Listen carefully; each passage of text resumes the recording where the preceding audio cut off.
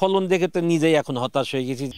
৮০ থেকে ১০০ গ্রামে পরিণত হওয়া আমগুলো গাছের গোড়ায় ছড়িয়ে ছিটিয়ে রয়েছে। রোদের প্রখরতা যত বাড়ে অপরিপক্ক এসব আম গাছের গোড়ায় ততই ঝরে পড়ছে। নওগাঁর বরেন্দ্রর আমবাগানে এবার অন্তত ২০ দিন দেরিতে আসে আমের মুকুল। গত ১.৫ মাস নিবিড় পরিচর্যায় বাড়ন্ত আম নিয়ে স্বপ্ন দেখা চাষির চরম দুশ্চিন্তায় পড়েছে বৈরী আবহাওয়ায়। টানা ৩ সপ্তাহ তীব্র দাবদাহে এসব গাছে পানি শূন্যতায় ঝরে পড়ছে আম।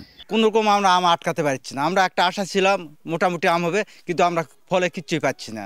বাগান মালিকরা বলছেন, দূর থেকে ফিতা পাইপের সহায়তায় বাগানে সেচ নিতে মিলছে না কৃষি বিভাগের সহযোগিতা।